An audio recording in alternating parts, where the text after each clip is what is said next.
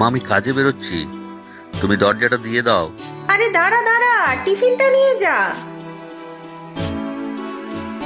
ইস, একদম ভুলে গিয়েছিলাম, না হলে অফিসের পচাদার হাতের ঘুগনি পাউরুটি খেতে হতো। একদিন নিয়ে আসবি তো তোদের পচার হাতের ঘুগনি, দেখবো কোন অমৃত বানায় সে। সে তুমি মুখেও তুলতে পারবে না মা, নামেও পচা আর তার হাতের রান্নাও। আর যদি ডিমের অমলেট খাও তখন বুঝবে কি জিনিস খেলে, একদিকে আলুনি আর অন্যদিকে এক গাদা নুন। তা তোদের অফিসে আর ভালো কাউকে পেলো না? সেটি হবে না, পচাদা নাকি 30 বছরের উপর আছে। হ্যাঁ, তবে ক্যান্টিন চালানো ছাড়া সবার ফাই ফরমাস খেতেও দেয়। যার যা দরকার সব কিছুর সমাধান ওই পচাদা, বুঝলে? তাহলে বাপু তোর ওই পচাদার সাথে একবার দেখা করতে হচ্ছে। ঘুগনি খেতে? আচ্ছা, আমি নিয়ে আসবো আজকে। না, শুধু ঘুগনি নয়, এই যে বলি যার যা লাগবে তার সমাধান ওই পচা। হ্যাঁ তা ঠিক, পচাদাকে বললে সুন্দরবনে গিয়ে বাঘের দুধও জোগাড় করে দেবে, খুব জোগাড়ি লোক। তাহলে আমার জন্য জোগাড় করে দিক তো দেখি। কি জোগাড় করে আনতে হবে তুমি আমাকে বলো না, আমি এনে দেব।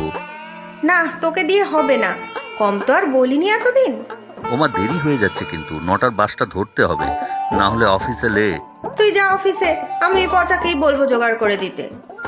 আচ্ছা বলো তো দেখি আমাকে, আমি ঠিক দেখবে নিয়ে আসবো। আমার একটা বৌমা চাই, ব্যাস। ওফ, আবার তোমার সেই কথা। ঘরে 3 জনে শান্তিতে আছি, তা বুঝি তোমার সহ্য হচ্ছে না?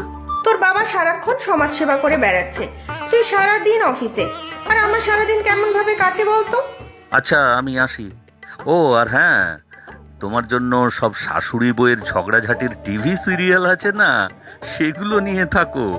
ধুর, ওসব আমার ভালো লাগে না, শুধু সংসার ভাঙার উস্কানি।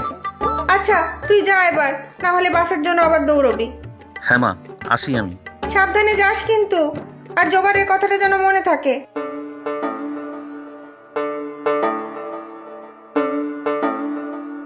ও পচাদা, ঘুগনি বানিয়েছো তো আজকে? পচার ক্যান্টিনের স্পেশাল আইটেম হলো ঘুগনি আর এই পাউরুটি। বানাবো না মানে? দেবো এখন? এই না না, আমার জন্য নয়, ছুটির পর বাড়ি নিয়ে যাব, এই টিফিনটাই দিয়ে দেবে। বাড়ি নিয়ে যাবে? আচ্ছা ঠিক আছে, দিয়ে দেবো। তোমায় কি দেবো বিতান দাদা? মামলেট? আরে না না, বাড়ি থেকে খাবার নিয়ে এসেছিলাম। এখন একটু চা দাও, আর হ্যাঁ চিনি কম দেবে কিন্তু, খুব বেশি চিনি দাও তুমি চায়ে, চা তো নয় যেন শরবত। তোমাদের এক একজনের এক এক রকম চাহিদা, একার হাতে আর কত পারি বলো তো? কেন, তোমার আবার কি হলো? 20-30 বছর ধরে তো গ্যাঁট হয়ে বসে ভালোই চালাচ্ছ। তা আগের সব বাবুদের এত বায়ানাক্কা ছিল না, সবারই এক চা, একটু দুধ কম দিলে যা বকাঝকা করতো এই যা। আরে সে তো এখনো, কোথা থেকে দুধ আনো বলো তো? আগে শুনেছি দুধে ভেজাল দিতে অল্প জল দিত, আর এখন আর আর তুমি তো জলে ভেজাল দিতে অল্প দুধ দাও। ওরকম কথা বলো না গো বিধান দাদা, তোমাদের নতুন তো চল হয়েছে দুধ ছাড়া চা খাওয়া, কি যে পাচন খাও কে জানে।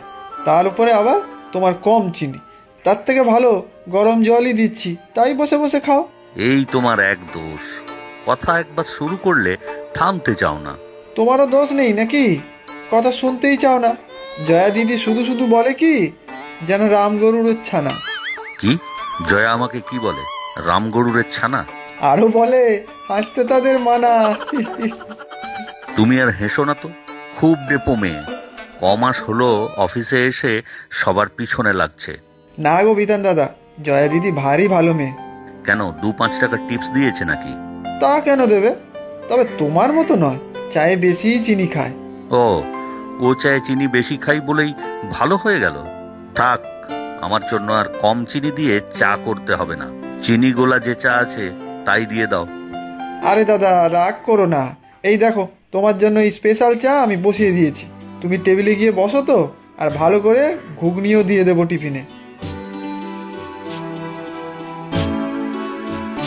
এই নাও দাদা স্পেশাল চা, বিস্কুট দেবো? না, বিস্কুট দিয়ে খেলে চায়ের টেস্ট পাওয়া যায় না। আরে বিতানদা, তুমি এখানে? আমি তো তোমার চেম্বার থেকে ঘুরে এলাম। কেন, আমার সাথে কি দরকার? বড় স্যার একটা নতুন প্রজেক্ট দিয়েছেন, তোমার সাথে একটু পরামর্শ করার ছিল। আমার সাথে পরামর্শ করার দরকার নেই, অফিসে আরো অনেক লোক আছে যারা ভালো কথা বলে, কথায় কথায় হাসে, রামগরুরের ছানা নয়। আচ্ছা, আমি চাটা নিয়ে আসি। পচাদা, তুমি বসো দিদি ভাই, আমি দিচ্ছি চা। দুটো বিস্কিটও দিও। আচ্ছা, কি বলছিলে বিতানদা? আমি না, তুমি বলছিলে কিছু। হ্যাঁ, প্রজেক্টটা খুব ইম্পর্টেন্ট, তাই আমি অন্য কারো নয়, তোমার একটু হেল্প চাইছি, করবে না? কি কাজ? হ্যাঁ বলছি।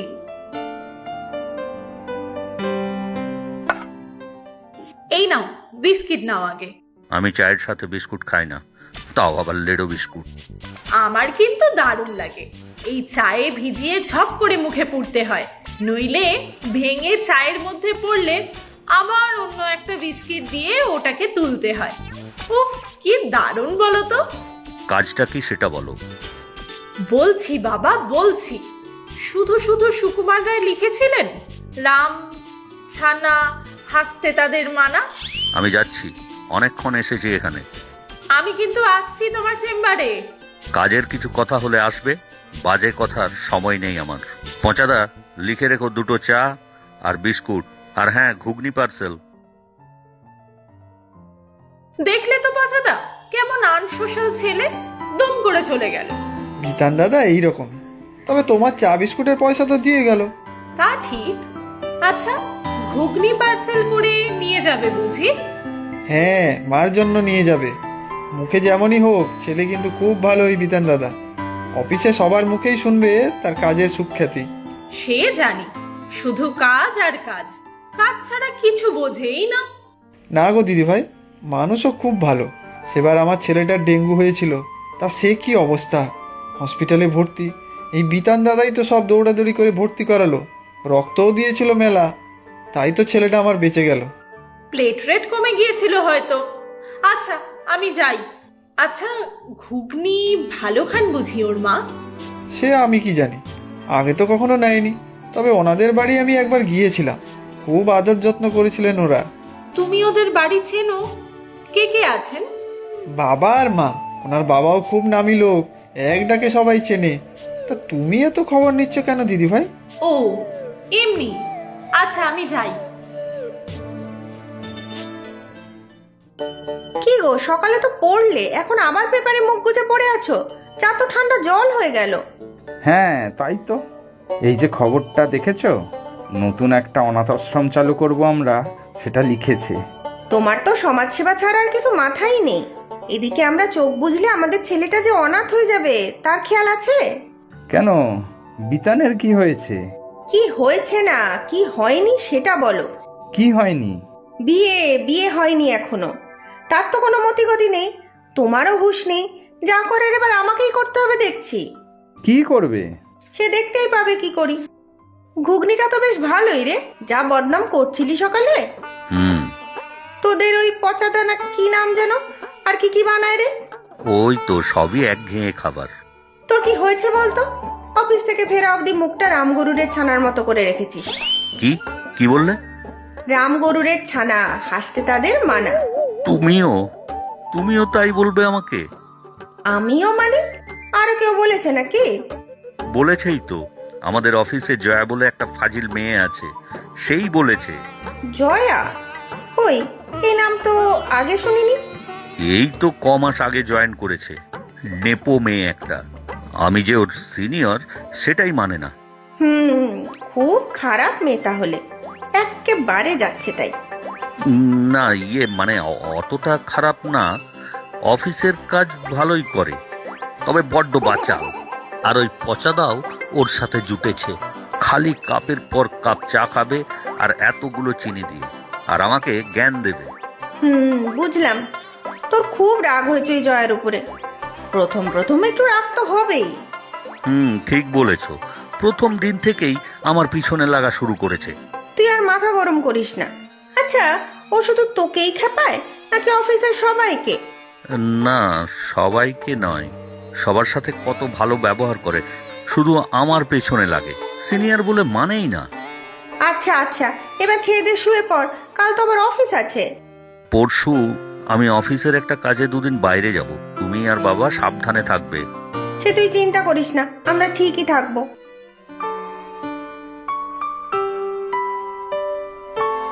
ও পচাদা, চা দাও 1 কাপ আর একটা আমলেট। যা নেবার নিয়ে নাও তাড়াতাড়ি, আমি আজ তাড়াতাড়ি ক্যান্টিন বন্ধ করব। বাবা, এত তাড়া কেন? তা বাকিরা সব কোথায়? বাকি সব মানে? কার কথা বলছো? ওই যে তোমার ভালো জয়া দিদি আজ আসেনি বুঝি? ইস, তোমারই এই এত চিনি দেওয়া চা এখন কে খাবে? সে তো জয়া দিদি 2 দিন ধরেই আসছে না, কিসব বিয়ে টিয়ের কথা শুনলাম, তাই ছুটি নিয়েছে। বিয়ে? হ্যাঁ তো, তুমি গত 2 দিন যখন অফিসের কাজে বাইরে গেছিলে তখন তো ছেলের মা এসেছিল অফিসে, কথা প্রায় পাকা, বুঝলে? ও আচ্ছা, ঠিক আছে, আমি যাই। কি গো, যাচ্ছ কোথায়? অমলেট খাবে বললে যে। না, আজ থাক, ভালো লাগছে না আমার শরীর।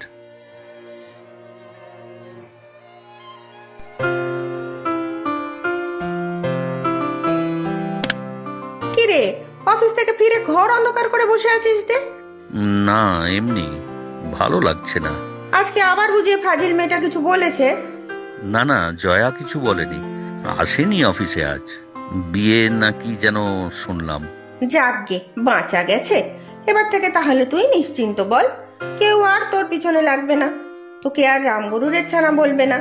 হ্যাঁ, তা ঠিক, রাম গরুরের ছানা। বলবো বলবো, 100 বার বলবো, সারা জীবন বলবো, রাম গরুরের ছানা, হাসতে তাদের মানা।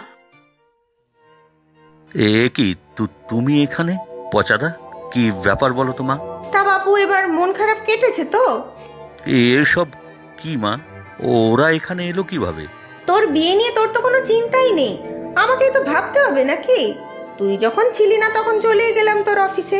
হ্যাঁ গো বিতান দাদা, মাসিমা আমাদের ক্যান্টিনে এলো, আমার ঘুগনি অমলেটের কত প্রশংসা করলো। তারপর জয়া দিদির সাথে আলাপ পরিচয় হলো। জয়া ভারী মিষ্টি মেয়ে, আর তুই কি না ওর নামে বদনাম করতিস? আর শোন, এখন থেকে আমার হবু বৌমার নামে এসব অপবাদ কিন্তু আমি সহ্য করব না। বৌমা মানে? জয়াকেই আমার বৌমা করব ঠিক করেছি। তোর বাবা আর জয়ার এমনকি পচারও আপত্তি নেই। বুঝলেন মাসিমা, বিতান দাদা বাবুরও আপত্তি নেই। আর জয়া দিদির বিয়ের কথা শুনেই মুখটা যেরকম শুকিয়ে আমসি হয়ে গেল, তখনই বুঝেছি। ও, এইসব তোমাদের 3 জনের প্ল্যান? না, প্ল্যানটা আমার একার। সেদিন তোর মুখে জ্বর কথা শুনেই বুঝেছি ছেলের মনে কি চলছে। মা তো সব বুঝি আমি। কিন্তু আন্টি, তোমার ছেলের মনে হয় আমাকে পছন্দ না।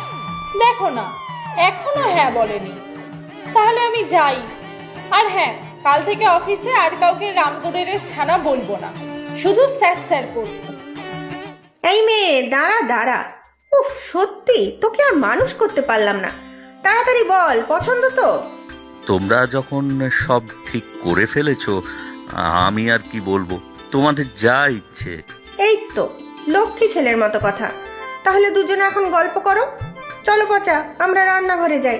মাসিমার কাছে ঘুগনি বানানো শিখেছি বিতান দাদা, কাল দেখবে সবাইকে দারুণ ঘুগনি খাইয়ে চমকে দেব। এই যা, এটা কি হলো বলো তো? কেন, তুমি খুশি হওনি? মুখটা তো এখনো সেই। না না, খুব খুশি হয়েছি, মন থেকে খুশি হয়েছি। আজ তো পচাদার মুখে তোমার বিয়ের খবর পেয়ে মাথায় বাজ পড়েছিল। বাহ, এই তো হেসেছো। হাসলে তোমাকে একেবারে অন্যরকম মনে হয় কিন্তু। যা, তাহলে রামগরুরের ছানার কি হবে?